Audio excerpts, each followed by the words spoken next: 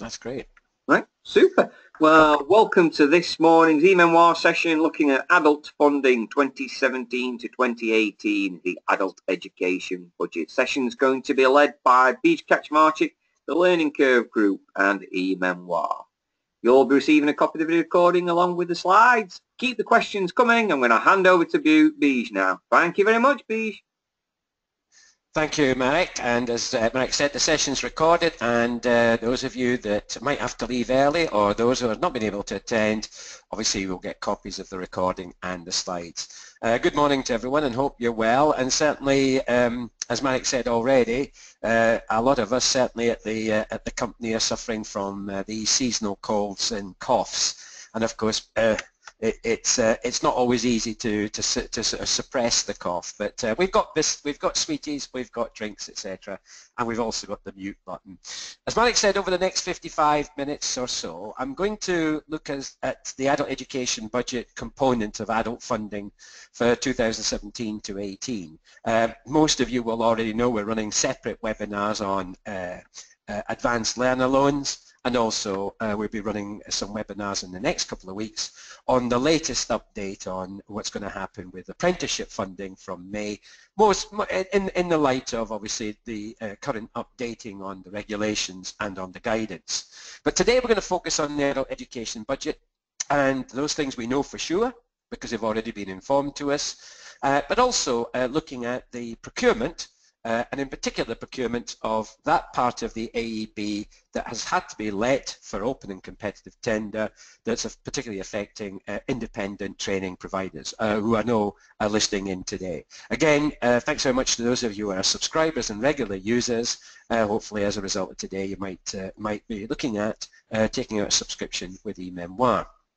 Now the start point really is to remind you about those documents. Draft funding and performance management rules came out last month from the Skills Funding Agency that's covering the 1st of August to the 31st of July 2018, and also the adult education funding rates and formula, which you won't be surprised has not seen a lot of changes. And I think that's one of the key issues as we're moving into this new period of contracting, of the changes that are occurring with apprenticeships. I think it's critical that certainly with respect to the adult education budget, we're keeping as many of the elements and principles as we've been using in the past. Also, the very important invitation to tender for the adult education budget for 2017-18 that obviously was released in January, and you've got until the end of this month to apply for. And I'll be particularly talking about that and how that might be a good preparation also for future changes, mostly around devolution and the localization of the adult education budget.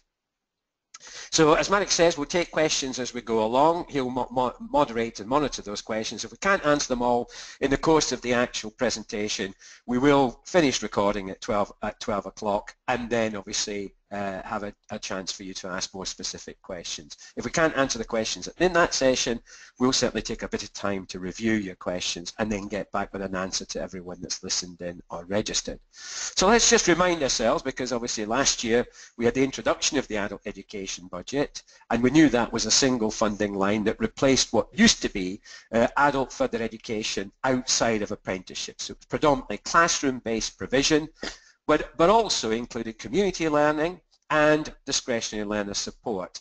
Now that's now better known as the Skills Funding Agency Participation and Support Funding, and that distinguishes it from apprenticeships and obviously also from advanced learner loans.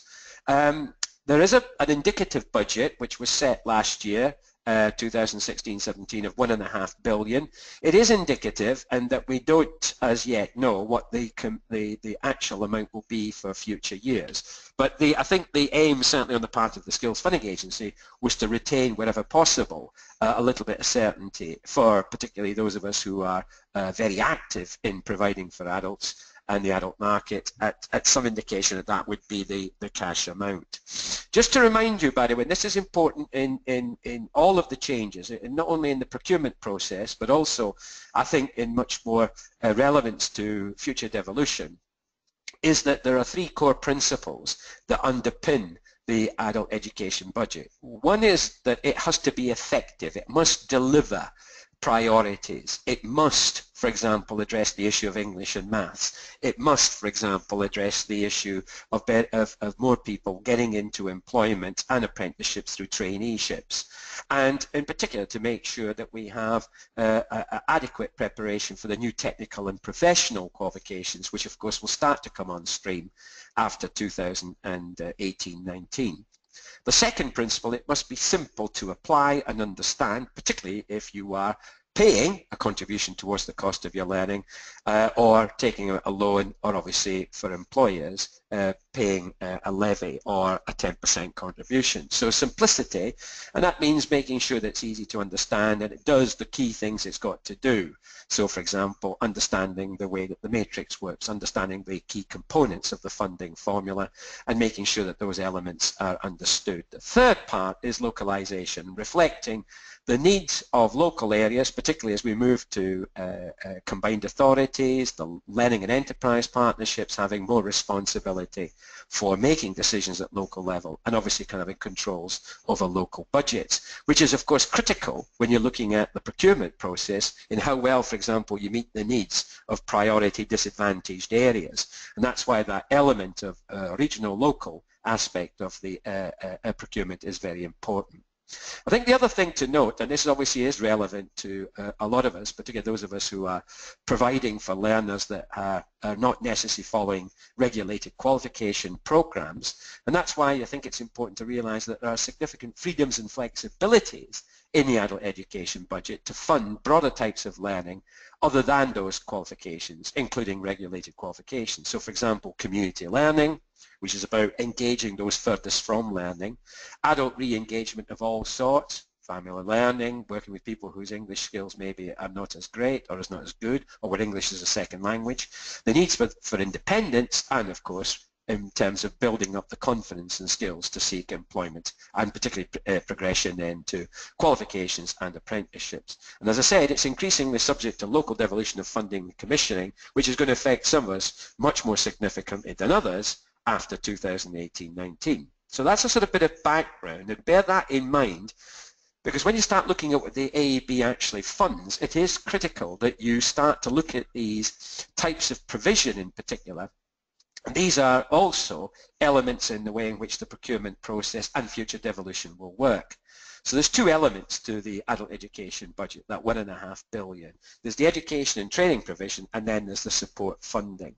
Now the education and training provision basically is looking at those four things. Statutory entitlements such as first full level 2, first full level 3 for 19 to 23-year-olds, English and maths up to a GCSE at grade 4 and above, and also, sorry, for above grade 4, but also, or GCSE A star to see if you remember the old categorization, but also a new entitlement which I want to look at for entry in level 1 progression provision, which we want to look at. There is a significant emphasis on skills provision for the unemployed and those people who are finding it difficult to get into employment, into the labour market. A big emphasis on traineeships at 19 to 24, and I'll spend a wee bit of time looking at that with you. And obviously, as I said earlier, community learning for learners that are furthest from learning or employment. So that might be learners in the community with mental health issues, needing to re-engage with learning, or obviously where English might be the second language. But also to remember that the adult education budget also covers two aspects of support funding. Learning support for those learners with learning difficulties and or disabilities, for example, poor levels of literacy, numeracy, as well as other learning difficulties, and learner support where hardship is an issue, where there might be childcare needs or residential costs. So that's what the AEB is funding, and that therefore is very critical. For example, those of you who are going through the procurement process, is that you are clear about which of those markets and which of those particular spends you're actually going to be submitting and applying for. Now there are some minor changes, although I said that we're trying to keep things as stable as possible and as consistent as possible, but there are some minor changes. You'll realise that straight away that big suite of documents we had last year is not necessarily appropriate now. So for example, there's no need for a separate common funding and performance set of and a set of common performance management rules, because clearly there'll be different things affecting the AB, from advanced learner loans, from offender learning, and from obviously apprenticeships. But one thing to note, and I think everyone has been made aware of this, is that there's a change in that all students who are age 19, who are continuing a program that began when they were 16 to 18, what we call the 19 plus continuing students, who might be on study programs, they will be funded from the 1st of August by the EFA instead of appearing in your skills funding agency allocation or contract. So that's something that I think we were forewarned of, and certainly already we've covered on the EFA 16 to 19 funding webinars that we'll be running. There are some changes to statutory entitlements, but they've got to be linked to local flexibilities, and that's a strong feature, I think, of things that I'll come up and cover in a few moments with you. And also, something that we already knew was going to happen, but just to clarify, is 16 to 18 traineeships, particularly where those of you who have got an adult education budget would normally not be funded for working with 16 to 18s because you had an SFA contract. Well, that environment between 16 to 18 traineeships and 16 to 18 apprenticeships will not be permitted after the 1st of May, and I think we'd already knew about that. So those are some of the little, what I call, not necessarily cosmetic changes, but they are changes nevertheless. So what's happening in terms of the sort of adult education budget and the way it funds those entitlements? Well, as you know, something that was very strongly a theme of the adult education budget was giving you, as providers, whether you're grant funded or contract funded, a degree of freedom and flexibility to deliver programs which would be in response to not only national priorities, but increasingly to those local priorities, ones which you might be more aware of, particularly if you look at what's happening in the LEPs or the combined authorities. And of course, it also meant you could extend the offer to include non-regulated qualifications or qualifications wherever those were critical for people's progression or engagement. Now, what will continue is the legal entitlements, the first level 2 or 3 for 19 to 23-year-olds. So they wouldn't be required, for example, if they're 19 to 23 on a first level 3 to take out a loan. Or, of course, the English and Maths entitlements for GCSEs, functional skills, or any of those other stepping stone qualifications for those learners who are aged 19 or older on the first day of the program. Now, the qualifications which meet the needs of the entitlement, which used to be on the table, which I'll show you, of course, that table to some extent is not as relevant if we've got quite a lot of changes, particularly in the introduction of new qualifications. So I think the key thing there, particularly those of you with the management information brief, who are obviously informing curriculum managers about which qualifications are eligible for funding, is to use the updated information that's available from the hub. And obviously that's also being added to by data from the awarding bodies. Now, what is different is that the Skills Funding Agency, which was different in the current year and hasn't changed, is that there's also that extension of the entitlement to include 19 to 23-year-olds who might already have a full level 2, who are entitled to take up some more work, some more study, up to and including level 2, as long as they're unemployed. And that's using, obviously, the definitions of unemployment which have been implemented in the current year, that's 16-17. By the way, there's no change in those definitions. Obviously, much more emphasis on the introduction of the universal credit. And also to note that that entitlement also includes 24-plus-year-olds who can be studying up to and including a notional level 2 if they are unemployed. So again, evidence that they're unemployed using those different indicators or definitions that we covered last year. Otherwise, both of those groups of learners are co-funded. So when you look at the list of qualifications which are eligible, this was the list that we've been using this year with the vocational and general qualifications, and better known as the 16 to 23 core offer, but obviously the Skills Funding Agency is only responsible for the 19 and over part of that, which includes all of those technical levels, the access to HE, which I know some of you is still a big element of your program, as well as the A levels. In addition, those qualifications which have been recognised as technical or professional qualifications on the RQF. Over there we've got the English and Maths offer, and that includes functional skills as well as different stepping stone qualifications, and of course ESOL as well. Now, as I said, that is not as comprehensive as what you need to have, and that's why keep updating yourself on the hub with information from the hub. Now, what is different and you'll see in a minute with the updated table for who the Skills Funding Agency will fully fund. And this is important because you can build this in, particularly if you're going for through the invitation to tender, whether you're a training provider or a grant-funded provider that's seeking an opportunity to expand your adult education involvement, this is slightly different this year. The Skills Funding Agency will fully fund 19 to 23-year-olds on the day they start the following learning. This is critical. It's provision up to and including level 1. So it would be entry or level 1 that supports progression to the first full level 2.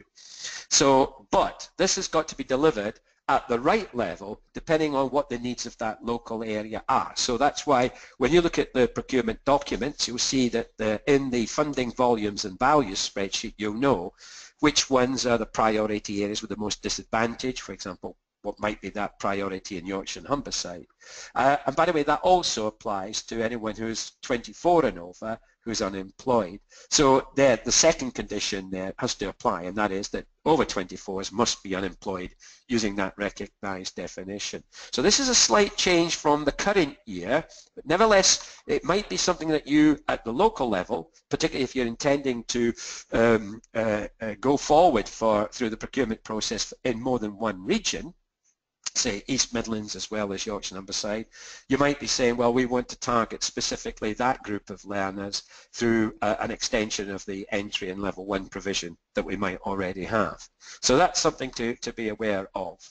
The new table which applies is this one here, and you can see that the significant change there is the third one down, learning to progress to level 2, fully funded up to and including level 1, that's entry and level 1, and obviously fully funded for 24 plus who are unemployed. But again, it's got to be something that's delivered from the local flexibility, something that is required and demanded by either the combined authority or any other commissioning authority. You can see again that there are not a lot of changes to those other entitlements, so no significant changes there. The one thing that one of you has asked me to do, thanks for the question, the first question, is just to clarify this issue about non-regulated activity. In that I know that some providers have said, well, really, we stepped away from it, why would we come back for it? Well, I think it's because, again, if you're looking at the local flexibilities, if you're looking at community learning, if you're looking at working with the unemployed, particularly in terms of re-engagement, I think this paragraph 153 from the documents that I showed you earlier is very clear that you must ensure it's eligible for funding. It can include those different things: independent living skills, locally commissioned or locally developed basic knowledge and skills needed to access technical qualifications, the new technical and professional qualifications at level 2 to 5, and that might reflect the specific needs of maybe something like the warehousing industry or logistics or engineering, whatever, as well as employability and labour market re-entry.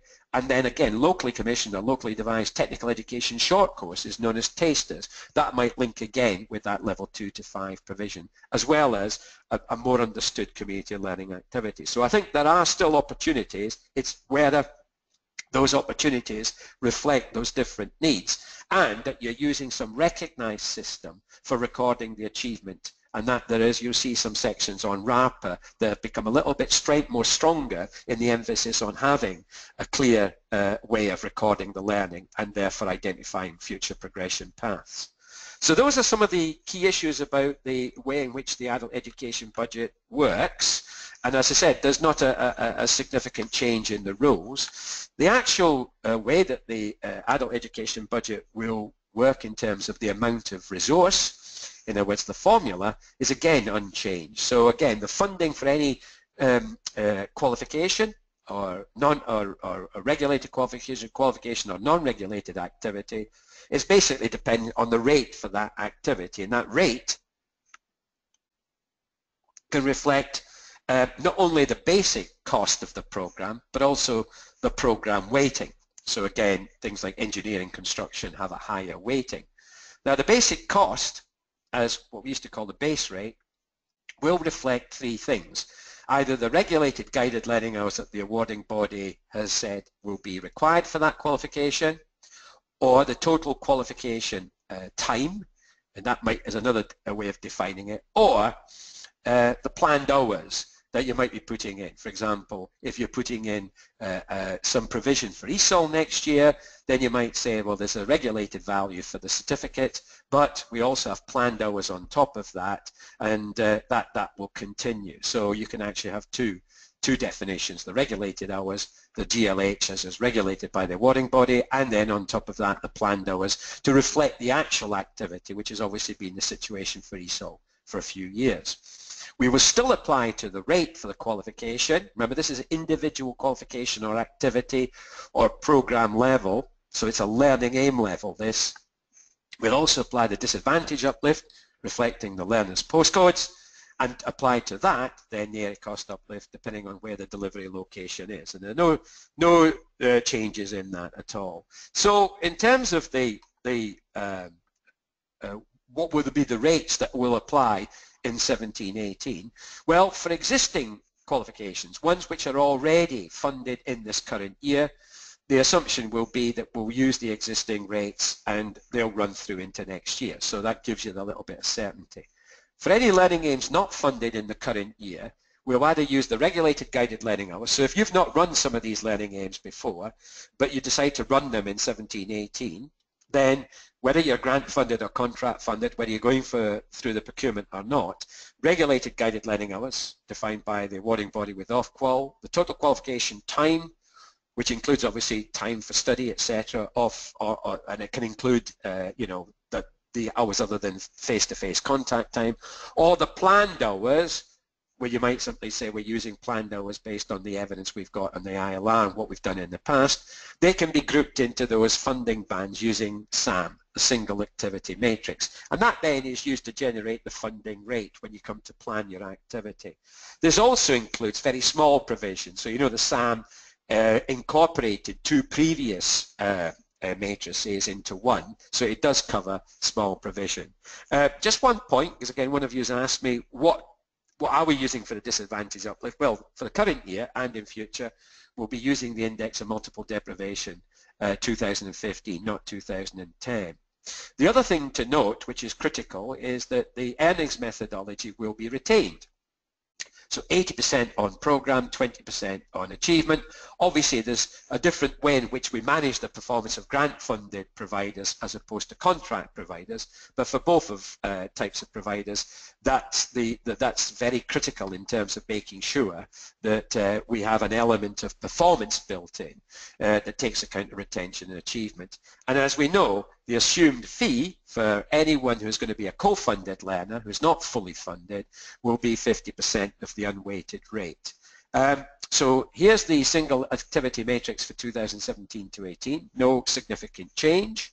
And you can see, of course, we've got the base rate in column A, and then obviously the weighting that reflects, say, art and design getting a higher weighting, and obviously engineering, construction and land-based. Obviously you've got the specialist weightings there, applied to any one of those definitions of the size of the learning aim by the number of funding band hours. So no difference there. However, there are some exceptions, and we know that this particularly applies to these qualifications which are national by nature, A-levels, GCSEs, the functional skills in English and Maths, the functional skills in IT, and obviously QAA recognised access. So you can see again the unweighted rates are there. Irrespective of the number of hours, they are given these listed values, again depending on the programme weighting. And just to remind you again that GCSE English and Maths are weighted at B, so that's 811, that's an incentive to do GCSEs, and the functional skills in Maths, which at entry level, that's entry 1 through to entry 3, are also weighted at C, £941. So that's why you'll see there's a little bit more clarity in the table about some of those activities. Functional skills in IT are still weighted at B, and the listed rate is £336 there. Again, don't forget that's 80% retention, 20% achievement. So just a bit more clarity. I think that's a better way of representing the table. Just to, again, when you're doing the volumes and value spreadsheets, sometimes it's important to highlight that if you're working with fully funded learners, it's much easier. If you do have a proportion of your learners that are going to be co-funded, remember you've got to take out the assumed fee element. So here's an example of a 180-hour Level 2 ICT program, where the hours are determined, that's regulated. The rate will be 811, and 80% of that will be on retention, 20% will be in achievement if they're fully funded. If it's a co-funded learner, in other words, they're not eligible under the first level 2 or whatever, or they're not the right age, or they're not unemployed, then again the rate is 811, reduced by 50% of the base rate, which is 362, and you will therefore be being paid £449 by the Skills Funding Agency on the assumption that you'll be collecting a fee either at, below, or in some cases even above the assumed fee level. So that's important when you're doing your sort of predictions and planning as to what's the actual value of individual learners in, say, groups, or as part of your targeted, for example, recruitment in the volumes and values spreadsheet on the invitation to tender. One question that one of you has posed about is this focus on traineeships. And I think that's very important. Two issues that immediately come up is, first of all, can we use SAM for all types of provision? The answer is yes, because what you can say is, if I'm putting on some community learning and it's notionally 60 hours, then I would just simply use the band that says 60 hours. It gives me the rate of SAM. And I think that would be the easiest way to, Dan, for example, to put in your plans and your predictions for community-based learning. Because I think the planned hours is the only real way of doing that. And that's not what we've always done, but I think that's increasingly going to be the case from 2017-18. Paul's asked the question, do we get paid for each aim based on the number of hours in the Learning Aims reference system? In other words, the QCF recommended. If they're regulated qualifications, then the answer is yeah. We tend to put in the value that there's there that's assumed on the recommended hours. And again, that's quite, as you know, that's got some critical implications, particularly for ESOL, where, for example, for ESOL, the regulated rate, for example, the certificate, is a lot less than what traditionally many of us were putting in. And that's why ESOL has that specific exemption. Is functional skills fully funded for all learners? No, it's only English and maths. The only reason that you would find functional skills being fully funded is if it was, for example, being undertaken by an adult as part of a traineeship. But it's only the English and maths that are actually fully funded because that's part of the national entitlement. It does not extend to functional skills in IT, unfortunately. Thanks very much for that question. Here's an example of a 19 to 24 traineeship. And again, you might be factoring this in if you're applying through the procurement process. So let's assume here we're talking about 19 to 24. Notice the entitlement for full funding for an adult on a traineeship is not to 23. It's up to and including 24 years old. So for example, any pre-activity, any work preparation activity, whether it be a qualification or not, is now funded together with a work placement at £970. That's the fixed element you get. There's not a separate element for, say, work preparation, whether that be a qualification or not a qualification. Let's assume that the two English and maths are both functional skills. You put in those values. Whatever the contact hours, it doesn't matter. You're getting 724 because they appear on the listed one. There's then a level 1 certificate in land-based studies, which is coming in at £600. Again, the contact hours might be different from the assumed GLH, but that's what we can afford. We're putting in this program. Remember, it's between 6 and 26 weeks long. The primary driver here is the work placement, which must be at least 100 hours. And I think in most cases on traineeships, the work placement is the single biggest element, if not the majority element. But you can see by pulling together those different sources of funding, there's £3,018 available for one trainee on the assumption that they will be retained. 80% of that is always against retention. I know you might say that, just to pick up there, the thing I said about ICT for Alison was that it's not part of the fully funded entitlement. It's only English and maths functional skills that are. So other than the learner that's doing ICT as part of a traineeship, there is an assumption that they will be co-funded, unless you're using the first level 2, first level 3 entitlement, if it's a full level 2 program that the ICT is part of. If you've got any questions about traineeship specific, because I know some of you, you were going to put them into the proposals for the invitation to tender. I'll look at those specifically at the end. Okay, so those are the sort of, if you want, key aspects of the way that the formula works. The single earnings methodology is not going to change. So whether you're a training provider, a third sector organisation, local authority, there is a performance management aspect that's built into the very formula itself, as well as to the review of your total allocation or contract. And these are the on-programme elements of 80% and the achievement elements of 20%. We're still going to use, and this is not the same as apprenticeships, so don't confuse this with apprenticeships from the 1st of May, the N+1 methodology, which means you get a double payment in the first month. Those of you who are colleges, obviously, you're paid on a profile that spreads your whole activity and your allocation of the grant across the whole of the year, whereas those of you training providers, of course, you're paid on actual performance with obviously balancing payments in the month after the data is received.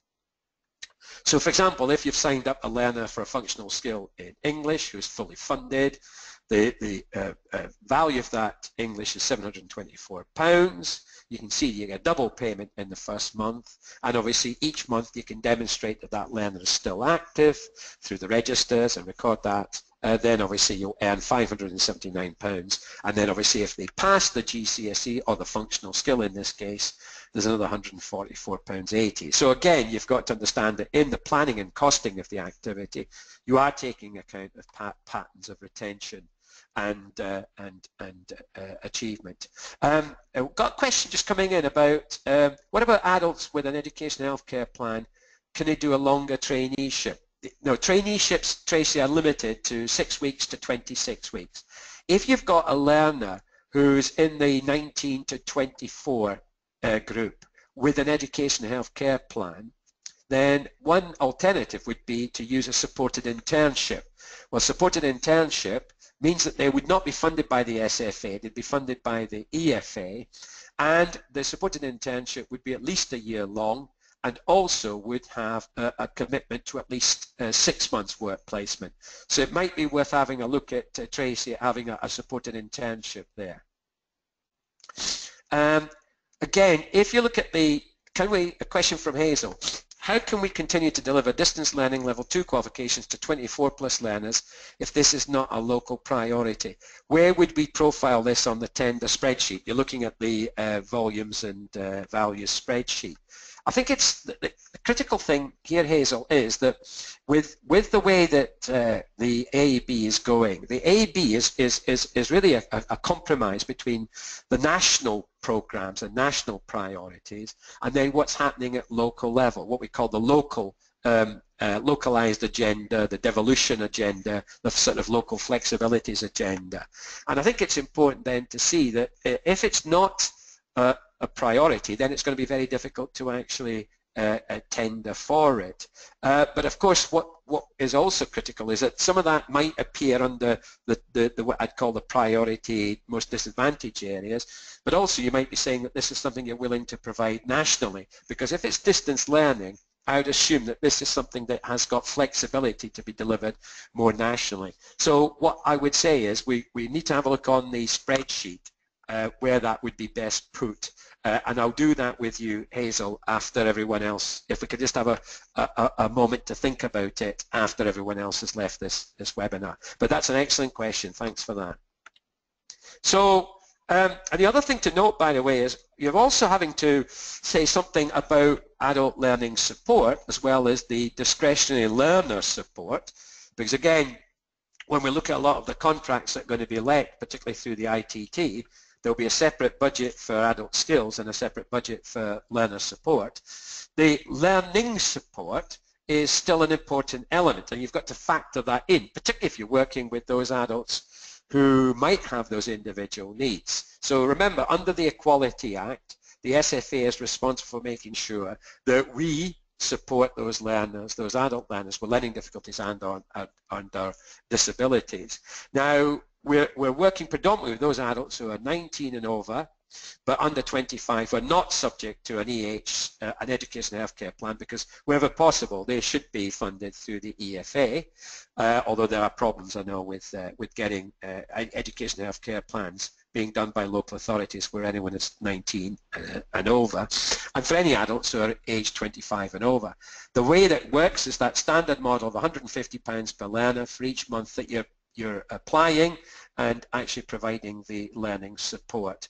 If you find any month that £150 is not enough, or if the learner's support is only being provided in less than 1 month, then you must use excess learning support claim, which you do through the earnings adjustment statement. And again, earnings adjustment statement will continue to be applied, and I know the MI managers listening in, you know that that can sometimes create problems for you, but nevertheless, that's still going to be the case. So for example, if we've got a learner in this case who's getting the support in months 1, 2 and 3, they might be out in a work placement, or there might be a break in learning in months 4 and 5, but they're back in month 6 or 7, or might be that's the way you provide the support, getting them ready for the final assessment points. Then if you've got evidence cost of the actual cost, because you can only claim £150 per month through the ILR, there's your £750 worth of claim, but if you've got evidence of the cost, then the excess learning support in this case would be £400, and that would go into either the 3-monthly, biannual or annual claim for the earnings adjustment statement for that individual. You'd add it to all the others. The other thing to note, by the way, is we'll still have a £19,000 ceiling, and if learning support goes above that, then that has to be claimed from top-up funds from central funds. That's known as exceptional learning support. There would have to be a good reason why that 19 to 24 learner, if they were over £19,000, did not have an education healthcare plan, because strictly speaking, the SFA should not be funding that person. It should be funding obviously only those which haven't got those plans or are over the age of 24, 25 and over. So just be aware of that. So those are the sort of key issues. And I think that's when you're looking at values. And I think, you know, we're always saying, can we please confirm whether unemployed offer section and hub would be ignored? And for traineeships, which funding category and hub we would refer when the funding value? Remember, for traineeships, it's the separate elements that come together to make up the total funding for that learner. So if I can just flick back just to sort of show you what I mean. There isn't, although you have to identify the learner on the ILR as being on a traineeship, and that's why it'll be looking for example, the difference between, you know, them and any other adult in terms of the entitlement to be fully funded. What will be critical is that each will have it, so the work placement element has a code, depending on the number of hours. You use one of the, I think it's the 5 or 6 codes. The functional skills has its own code, the maths will have its own code, and the L1 certificate in land-based studies will have its own learning aims identifier, and that's what we'll put in. We then put it together, and that's what gives us the total level of funding. So it's not done in a holistic way like we do with 16 to 18-year-olds. 16 to 18 traineeship is funded in the total hours. Here, it's the composite of each element when you add them together, and the key thing here is that there's only one value for the work placement and work preparation. It's now given at £970 on the assumption that that will be at least a minimum of 100 hours. And so whatever hours you put on, it's just simply using up more of that £970. Okay, so let's now have a look at the, thanks very much for that.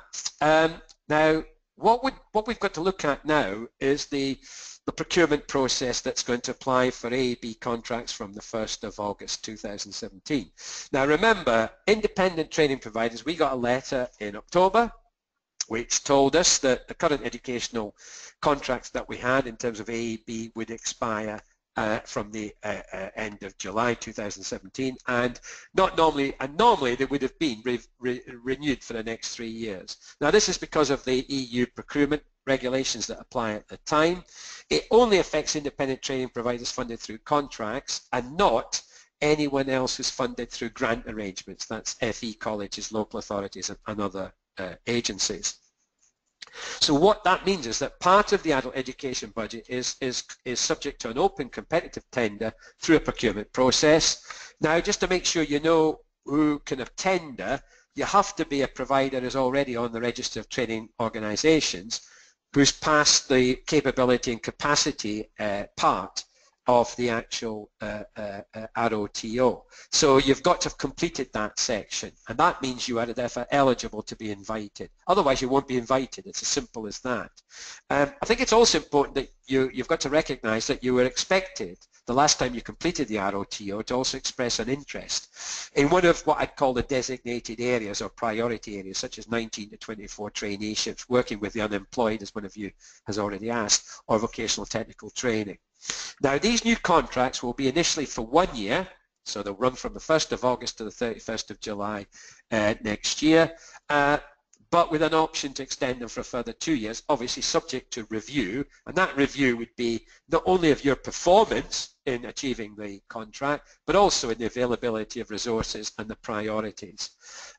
One other thing to note, by the way, is that if you've got a couple of issues about learning support and learner support, and this is important because particularly if you've not had to sort of think about this, you've only had to think about the program element, then always remember you must keep evidence for learning support, even if the person discloses their individual need, that there's been some assessment of that need and an appropriate plan of learning support which can then be evidenced.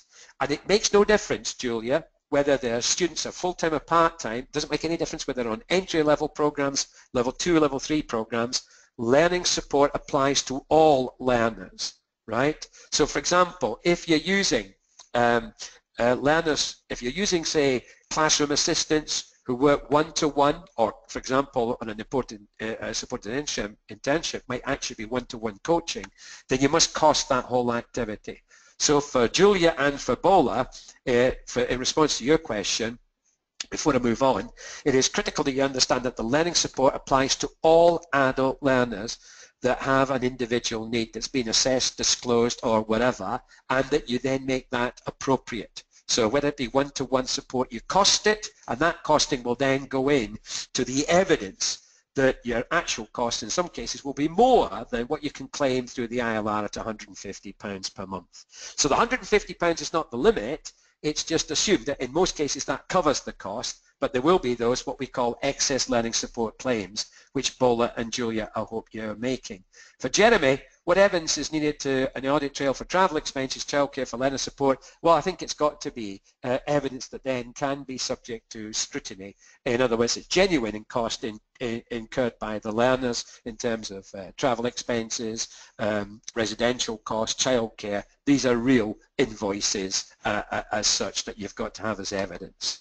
So that's a little bit of going back, but now to the procurement process.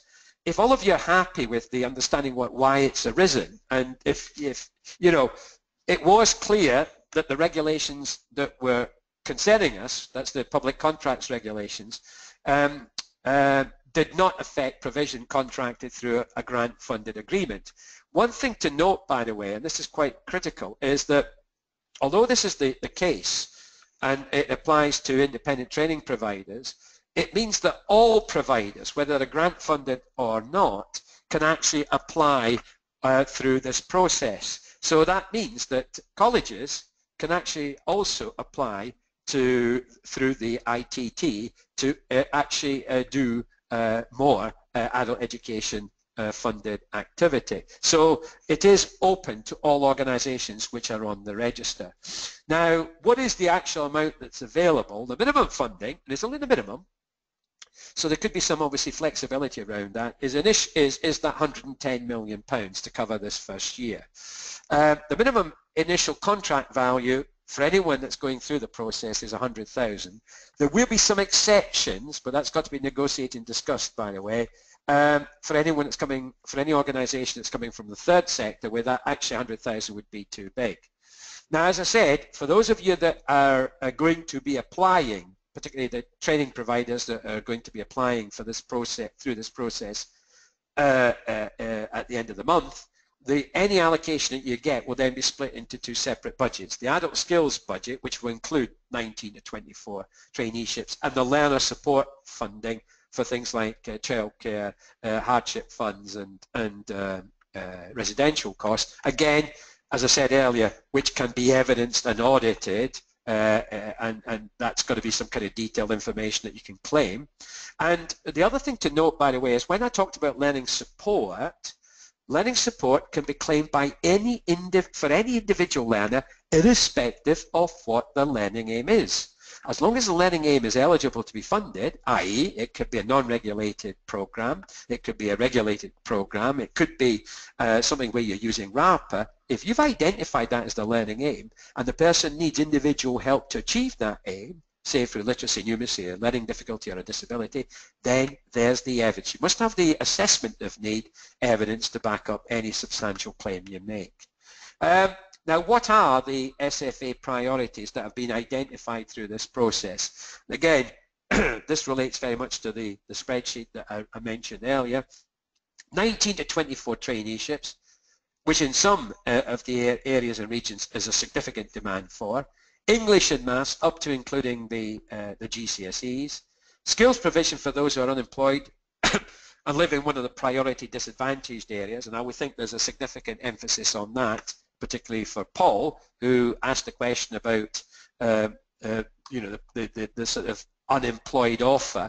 And obviously the unemployed offer can include anything which at the local level is being required for those learners to be able to get into the labour market, which can include regulated and non-regulated activity. I think a more difficult area is the delivery of technical programs for adults aged 19 to 23.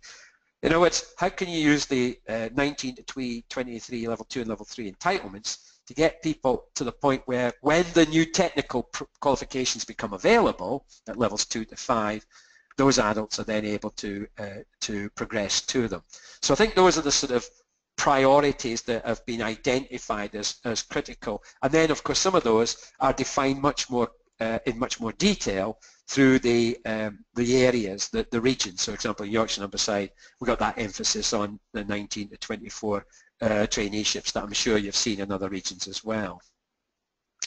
Now, in terms of what you've got to do between now and the end of the month, if you've not already submitted your proposal, your application, is that, and I think these are critical because those of you that up to now, for example, have been working predominantly as subcontractors, this is giving you a lot more, if you want, more to do, but obviously it does give you the freedom then to become a directly funded and directly a direct deliverer.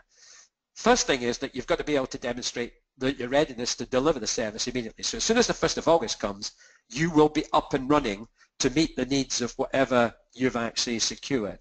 And that means in terms of staff, premises, processes, controls, etc. So you can see that this is not necessarily an easy market for new entrants to come in if they haven't had any experience in the past. The second aspect really relates to them. You must have a proven track record in the delivery of high quality education and skills, either in your own right or as a partner or as a subcontractor. And obviously they need to demonstrate awareness of the needs of individual learners. So individual learners might be going across several sectors or several areas, but also those of the local area, point that one of you raised earlier, might be difficult where you're much more of a national provider and obviously less involved in something that might be more specific to a locality.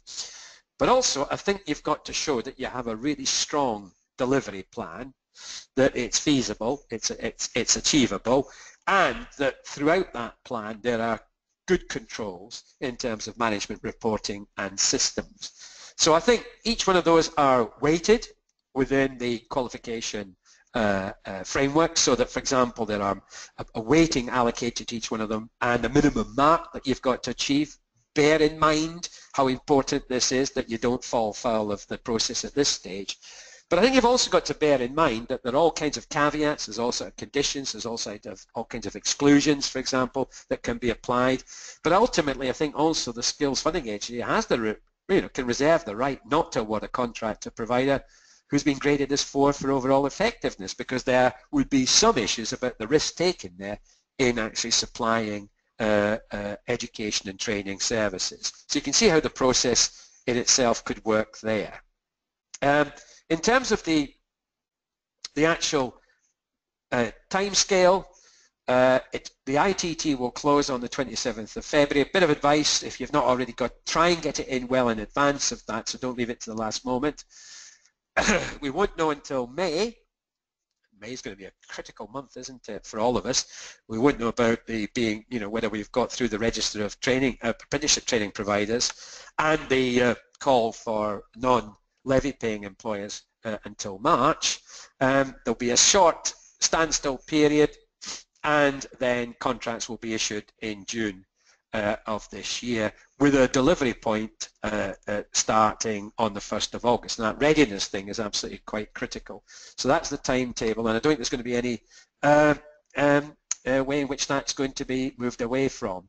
I think what's got to be identified there is it's the priority, it's the most disadvantaged, and again this is using the indicators of disadvantage, parts of regions. So again, in response to George, is it only the regions that qualify as disadvantaged regions? What about areas of deprivation within other regions? Again, if they've not been identified, you mean something very specific, so the region itself doesn't have coefficients of disadvantage, but it might have across the piece, but if you broke it down and disaggregate it, could be applied to a particular area. I can see the benefit in that. I would certainly have a chat with my LEP about that, George. Or my local authority about that. Hazel, do you see this as an opportunity for existing providers to grow their provision? Well, I think that's one of the things I just wanted to sort of actually raise with you. I think there's a lot of implications of this process.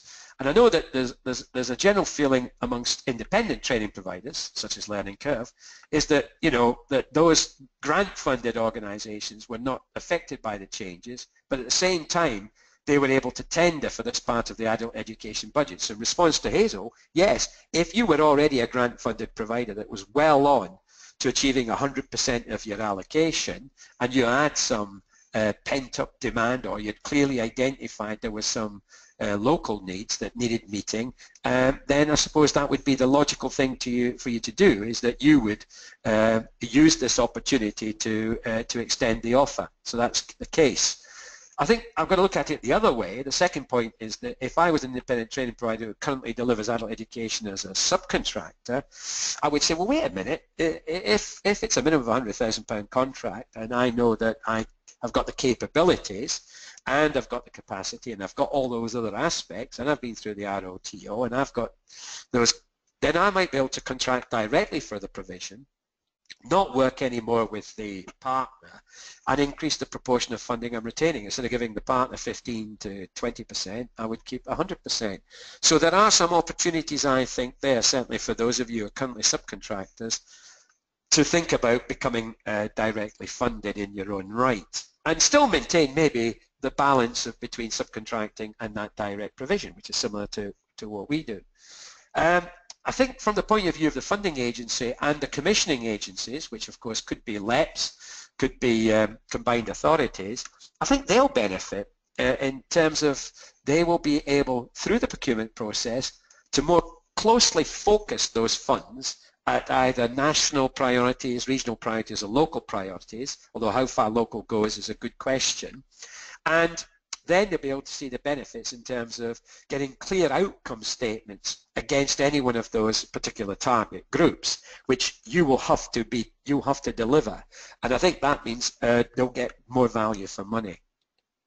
I think all of this process, and I know there'll be some people saying, well, wait a minute, some of the independent training providers, because they're leaner, meaner, and got better control of the costs, in some cases that's true, they might actually see this as a golden opportunity to significantly grow their provision because they might be able to be more flexible, more responsive. I think all of us, whether we are training providers or grant-funded colleges and local authorities, have to realise that after 2018, with local commissioning, with devolved powers, there will be much more emphasis on this type of process. And so I think it's all good practice and good experience for all of us to be able to show how well we contribute to those agendas. But as I said, that's not necessarily good for us if we are predominantly a national provider, say, of distance learning, where we've got a much broader brief to go for. And I think that's that balancing that I'm looking for in any of these processes in future. The danger with devolution is that if it gives local control of skills to LEPs and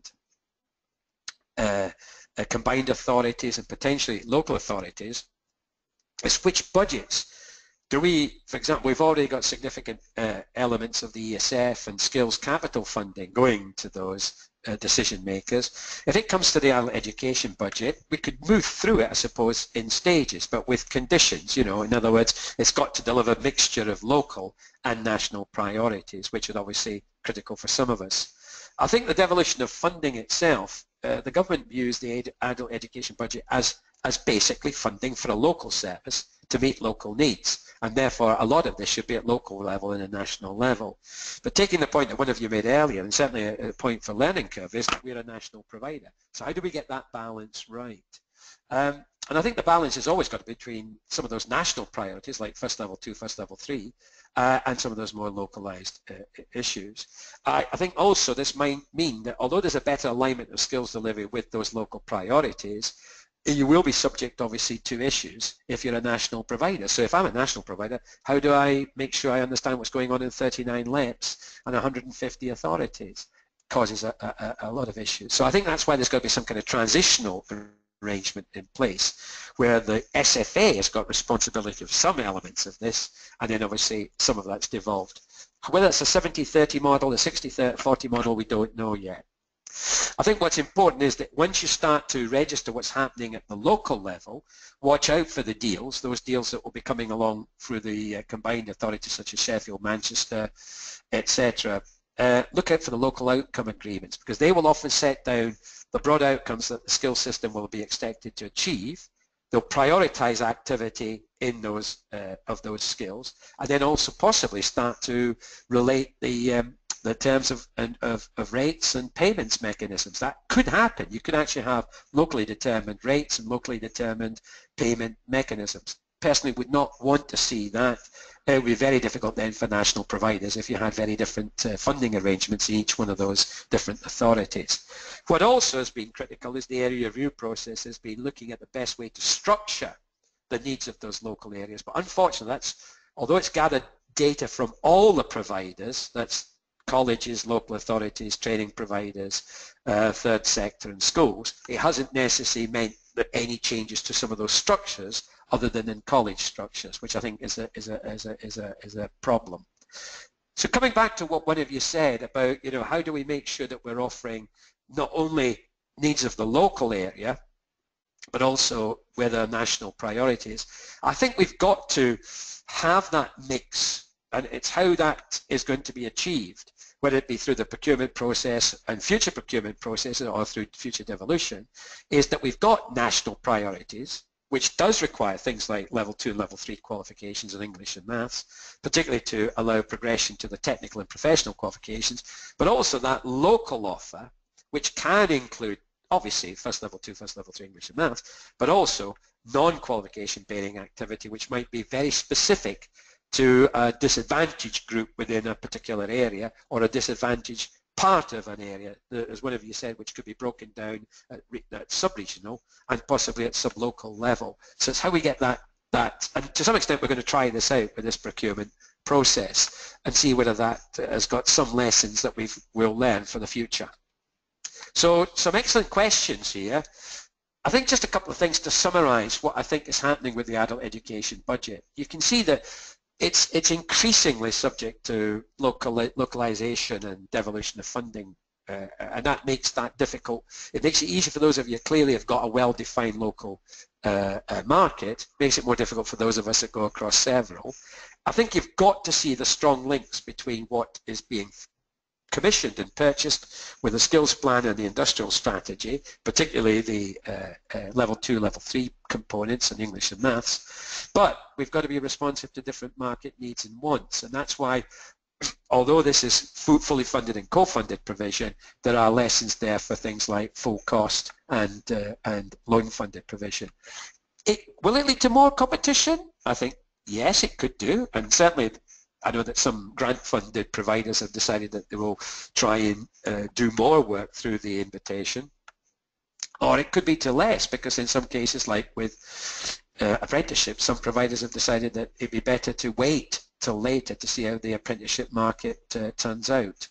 I think one of the things is that increasingly we're moving away from a centralized sort of national system to localized decisions. occurring at different levels of locality. In other words, it can be through a local outcome agreement. It could be through individuals being given the purchasing power. It's certainly being done through employers being given the purchasing power.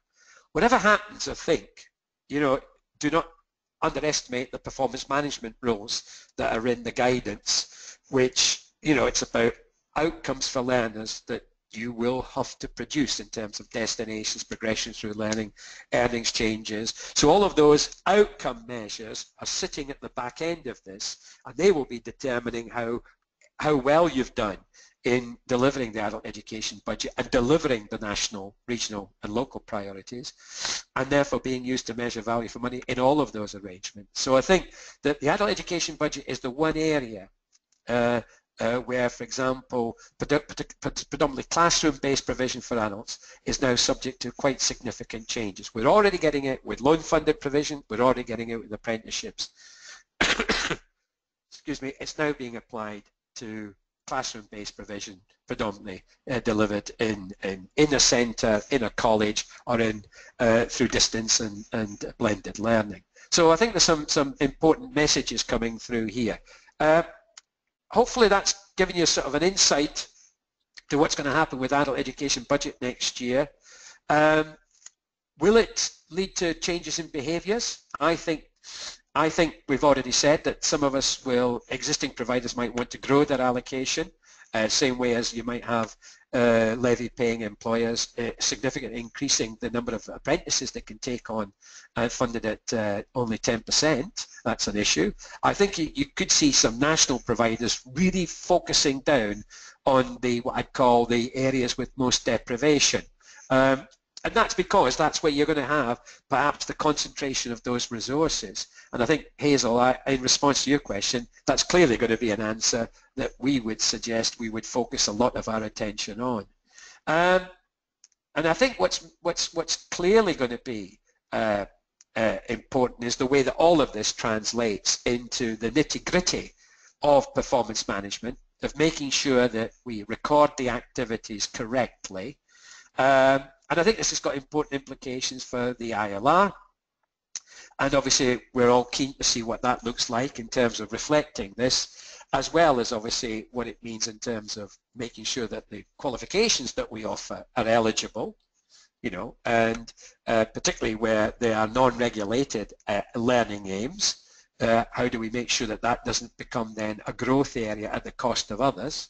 And that's why there's been a tightening on RARPA, but also your justification for running them. In response to Paul's question, I mean, if we're getting a learning aim that's kind of not flagged as being funded by, for an adult, we will still use that. You're still using these. Remember, this adult education budget is still still funded through the Skills Funding Agency, and therefore these are adults at 19 and over. So I think we've got to make sure we're clear about that. Even though the qualifications might be GCSEs and A-levels, that makes no difference. I think the local flexibility will create problems in terms of the sort of range of things that might be offered. But again, at the local level, there is still a significant emphasis on first level 2, first level 3, and what counts as first level 2, first level 3 for those eligible learners at 19 to 23, as well as obviously English and Maths. So I don't think we're going to see a complete removal of the regulated qualifications from the proposals that are going to be made or what's going to be demanded at local level. So hopefully that answers your questions. As I said, anyone who's looking at traineeships, if they want to just wait for, if you've got a bit of time, I just want to go back to that example, because I think there's some issues about, we don't have a big uptake of adults on traineeships compared to 16 to 19, and we've got to sort of see, well, what 16 to 18, sorry, what sort of issues is this are being flagged up, what are the problems we've got, and how do we make sure we record all the activity. In particular, the important thing to note here is what are the implications of adults not completing their work placement on retention. But what happens if they finish their work placement earlier and get a job? What does that mean in terms of the total funding that you gain, even though you might have some issues with non-achievement of the qual aim? So there's some issues there about the specifics of traineeships. But any more questions, Marek?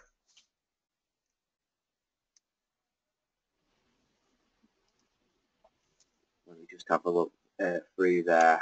I think I've posted everything through to yourself.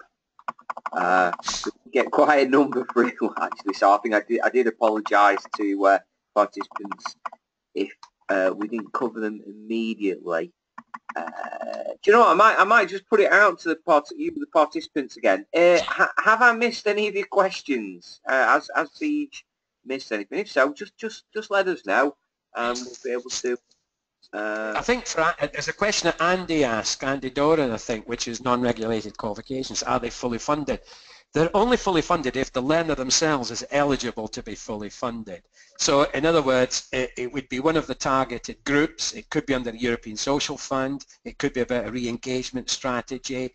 It could be under the what I'd call the discretionary. In other words, the person, if they're in receipt of job seekers allowance or education and ESA, then they would be eligible to be fully funded if they meet one of the classifications of unemployment.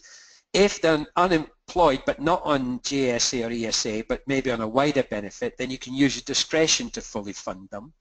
So I think there are quite a lot of definitions which can actually allow you to fully fund the learner. By definition, no qualification itself always guarantees the person is going to be fully funded.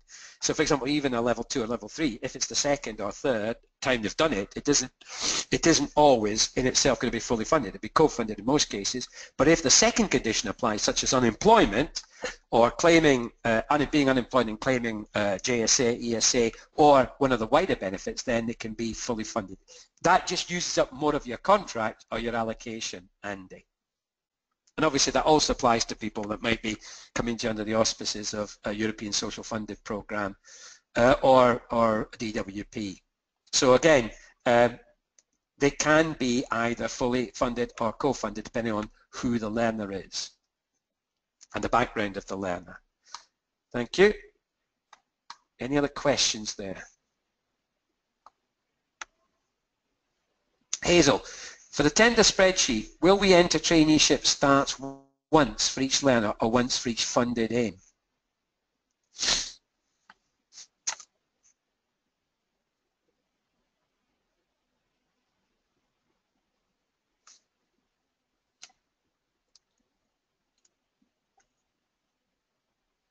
And there's also a question from Christopher.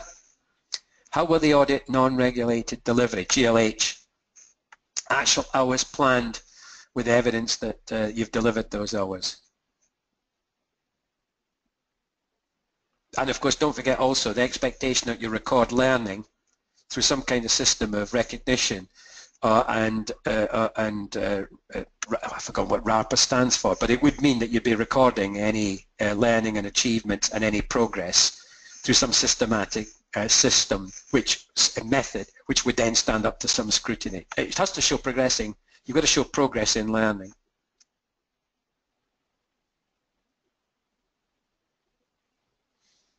So any other final questions? While we still got a conscious Beej right now. I'm going to have to look at Hazel's question because on the funding volumes and values spreadsheet, because I've not looked at it for a couple of days, I don't know if we've put our traineeships in yet. Have we put it in yet, Mary? Do you know? I don't think we have. Hazel, can we get back to you on that one, because we've not actually we've recorded our main quals that we want, but we haven't actually put any traineeships in yet. So I'll just have a look at the spreadsheet to see how we would do it. We should be getting it updated later on today. You turn off the recording for a minute, Malik. Yep, no probs.